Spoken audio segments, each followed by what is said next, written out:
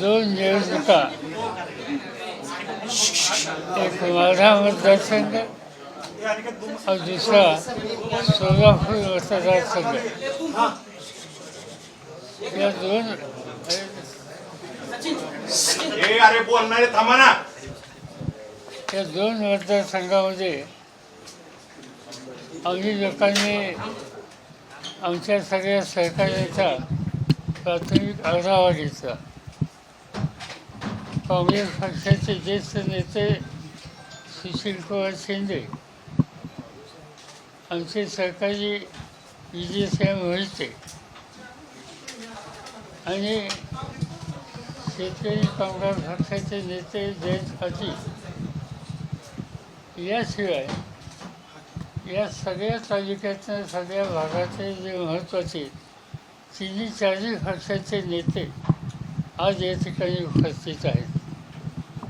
आणि मला एका गोष्टीचं समाधान आहे की या सगळ्यांनी या निवडणुकीमध्ये जे उमेदवार आहेत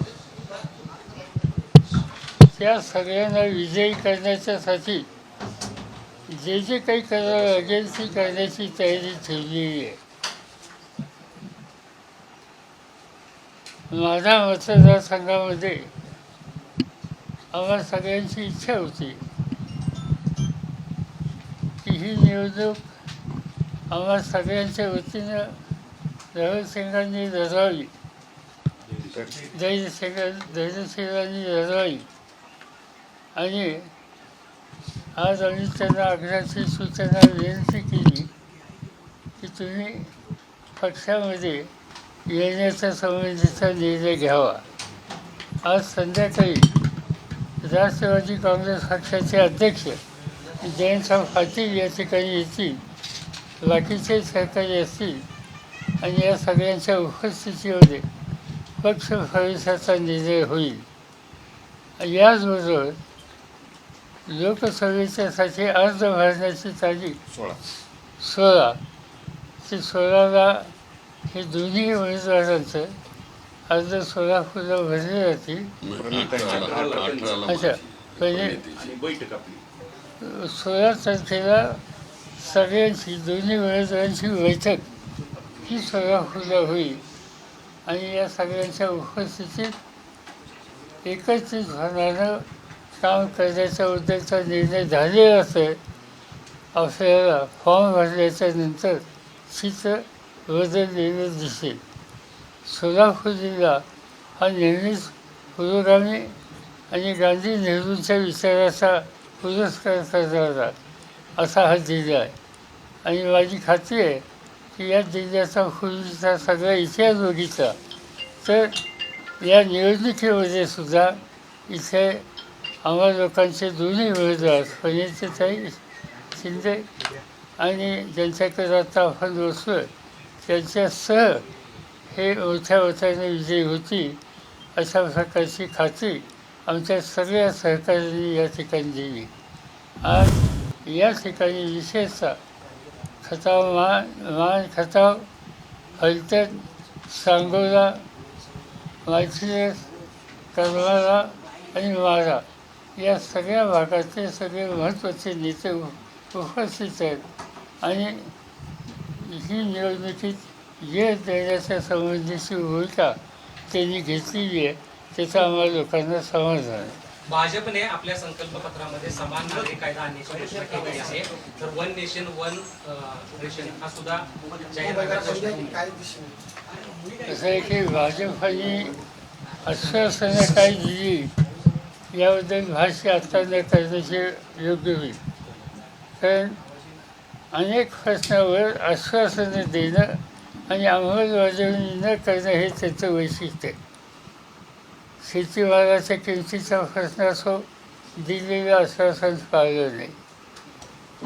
इतके लाख तरुणांना नोकऱ्या देऊ त्या संबंधीचं त्यांनी आश्वासन पाळलं नाही. कितीतरी असे आश्वासन आहेत की पाठीमागच्या जाहीरनाम्यातली ती त्यांनी पूर्ण केली नाहीत. आज त्याची एक जंत्री त्यांनी प्रसिद्ध केली असं समजतं. ती काय आम्ही सविस्तर अद्याप वाचली नाही, पण त्याचं विश्लेषण आज उद्या आम्ही करू. या माड्याच्या बऱ्यापैकी लोकप्रतिनिधी जे आमदार आहेत ते महायुती सोबत आहेत आणि असं सुद्धा महाविकास आघाडीला या ठिकाणी लोकसभेला आपण मांडू शकतो. ते आमदार सगळे तिकडं आहेत आणि तरी आपण कसं निवडून येऊ शकतो असं आता निवडणुकीचा निकाल घ्याल तेव्हा सांगा कसं कळेल तुम्हाला. पण मोहिते पाटील कुटुंब जे आहे ते आता आपल्यासोबत आल्यामुळे 3 मतदारसंघावर याचा परिणाम होईल अशी चर्चा आहे. बारामती असेल, माढा आणि सोलापूर तिन्ही ठिकाणी आपले उमेदवार निवडून येऊ शकतात. असं आहे की हे जे काही निर्णय आहेत या निर्णयाचा एक संदेश नुसता एखाद्या मतदारसंघापुरता सीमित राहत नाही, तो राज्यात जातो आणि तो एक लोकांचा आत्मविश्वास वाढवणारा असा हा संदेश आहे आणि त्याचा उपयोग आम्हाला लोकांना निश्चितपणानं होईल.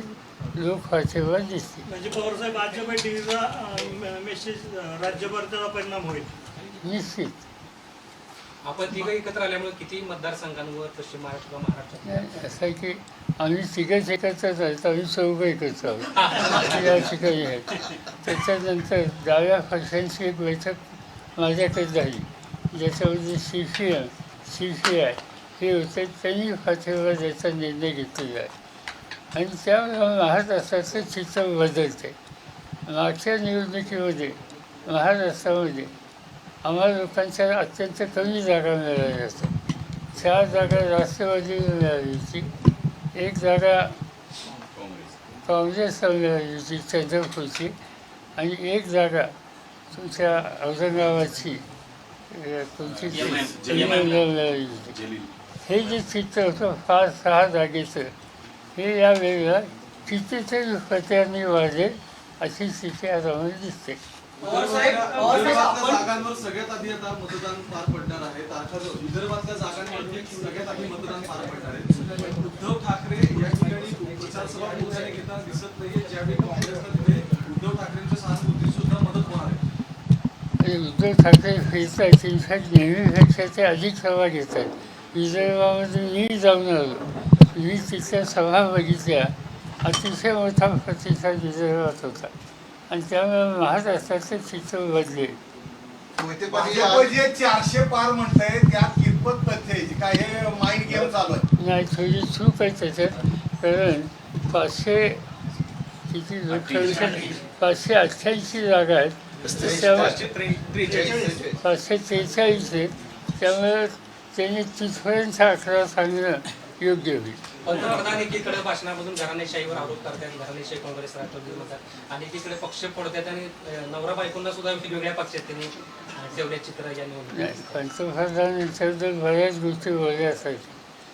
जे ज्या काही गोष्टी त्यांनी सांगितल्या सांगतात बोलतात, हल्लीची त्यांची भाषणं प्रधानमंत्री पदाची अप्रतिष्ठा करण्याच्या उद्देशी. आज जवाहरलाल नेहरूंना 2 किती वर्ष झाली. जवाहरलाल नेहरूंनी स्वातंत्र्याच्या आंदोलनात काय योगदान केलं, संसदीय लोकशाही या देशातली स्थापन करण्याच्यासाठी त्यांचं योगदान काय होतं, हे ऐतिहासिक योगदान आहे. असं असताना आजचे प्रधानमंत्री आपला कार्यक्रम सांगायच्या ऐवजी नेहरूंच्या टीका केली आणि बाकीच्या सगळ्या गोष्टी.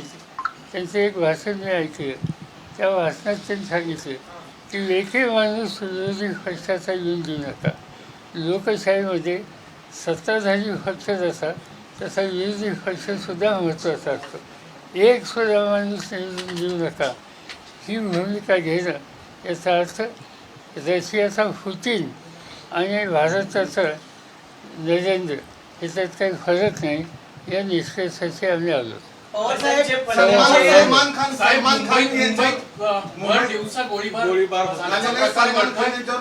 सलमान खानच्या घराबाहेर गोळीबार झालेला आहे.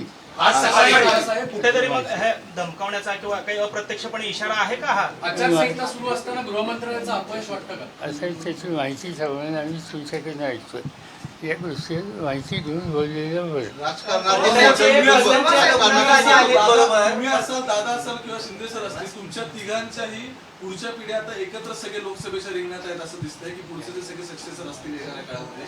अशा वेळी तुमच्यावरती नरेंद्र मोदी असतील किंवा भाजप हे वारंवार घराणेशाहीचा आरोप करतात, कारण या तिघांमधल्या गोष्टी कॉमन आहेत. आज कुठल्या तरी वर्तमानपत्राने त्याबद्दलची यादी प्रसिद्ध केली, त्याच्यात भाजपचे लोक किती आहेत ते बघा.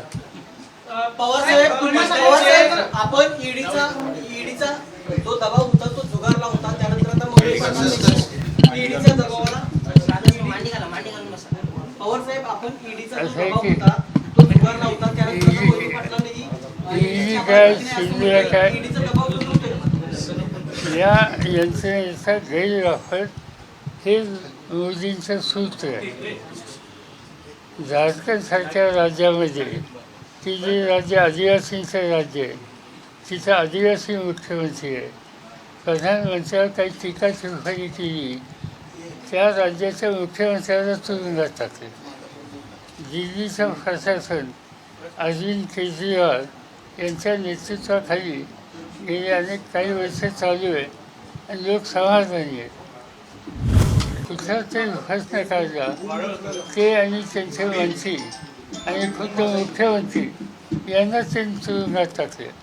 यापूर्वी निवडणुकीच्या काळामध्ये मुख्यमंत्र्यांना अटक करून तुरुंगात टाकणं, त्यांना जाऊन न येऊन देण्याची काळजी घेणं हे कधी घडत नव्हतं. आज ते घडतंय. याचा अर्थ स्वच्छ आहे की मोदी हे हळूहळू संसदीय लोकशाही उद्ध्वस्त करून एका हुकुमशाहीच्या रस्त्याला जायला निघाली.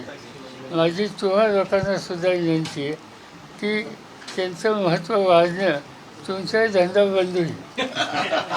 तुम्हालाही त्या ठिकाणी आज आपण सुसंवाद करतोय ती परिस्थिती येऊन देणार नाही.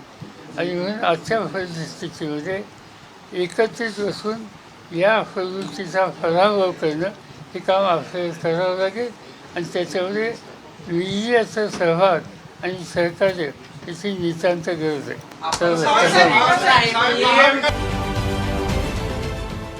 देश विदेशातील प्रत्येक घडामोडींचे लाईव्ह अपडेट मिळवण्यासाठी आता साम टीव्हीच्या सर्व सोशल मीडिया प्लॅटफॉर्मला लाईक, फॉलो आणि सबस्क्राईब करा. तसंच सर्व नोटिफिकेशनसाठी बेल आयकॉन प्रेस करायला विसरू नका.